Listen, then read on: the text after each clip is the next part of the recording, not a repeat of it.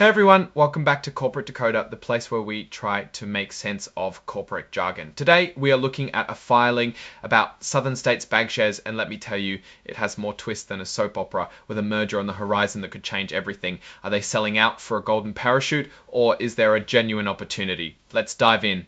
This is an update, or what they call an amendment, to their yearly report.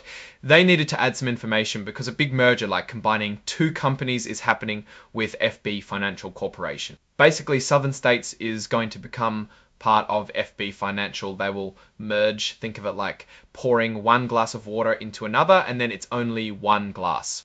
Because of this merger, they are giving us extra details like who's on the board, how much the top people make, and who owns the most stock. This information is needed before the merger goes through. Let's meet the people in charge, the board of directors. We have Lewis Beavers, who has been a director since 2019 and is an expert in accounting. Then there is Daniel Cummings with a background in real estate, being a director since 2023. Also, Richard Drews, a retired banker, joined the board in July 2024. Alfred Hayes brings over 40 years of banking experience to the team since 2015. Jonathan Hinton, an entrepreneur, jumped on board since 2023. Brent Hitson, a lawyer, has been a director since 2007. Brian Holmes in construction and real estate since 2007. Christine Hunziker from funeral services since 2023. Cynthia McCarty, an economics professor since 2020. Jay Pomeroy, a lawyer since 2007. Henry Smith in sheet metal contracting since 2009. And last but not least, Mark Chambers, who is both president of Southern States and CEO of the bank.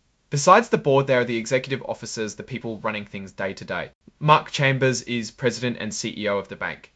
Lynn Joyce is the chief financial officer and deals with the money side of things. And Greg Smith is the chief risk officer in charge of making sure the bank doesn't take too many chances. The people in charge of deciding how much these executives get paid sit at the compensation committee. Now let's talk money. The summary compensation table shows how much the top executives made in 2024. Mark Chambers, the CEO, got a total of $1,065,970. Lynn Joyce, the CFO, got $753,881. And Greg Smith, the chief risk officer, got $735,901. This includes salary, bonuses, stock, and other compensation. It is interesting to note that all three received fairly significant bonuses in 2024. A large portion of their compensations came from a plan called the Performance Incentive Plan. It is based on how well the bank performs. Profits, loan growth, and deposit growth are key. That makes sense. Besides the big stuff, they also get other perks. For instance, car allowances, contributions to their 401k, retirement plans, and life insurance premiums. So you could call it the works that is expected of leaders. The executives also get stock options. This means they have the chance to buy company stock at a set price in the future. If the stock goes up, they make money, aligning their interests with the shareholders. The equity helps the executives think long term. This table shows what stock options our key executives still have open or outstanding. We can see what they will potentially earn if the company does well. Mark Chambers has a lot of options at different prices and expiring over different years. So does Lynn Joyce, and the directors get paid too. They get cash for attending meetings and stock awards. Now, who owns the company? This table shows the big shareholders.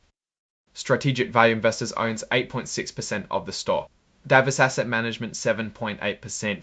And the Bank Funds Company owns 7.4%. Knowing who the big owners are tells you who has the most say in what happens. It is important to look into who those are if you intend to buy stock. Sometimes the company does business with people connected to the company. For example, Southern States pays the law firm where board member Brent Hitson works. This is normal as long as it is all fair.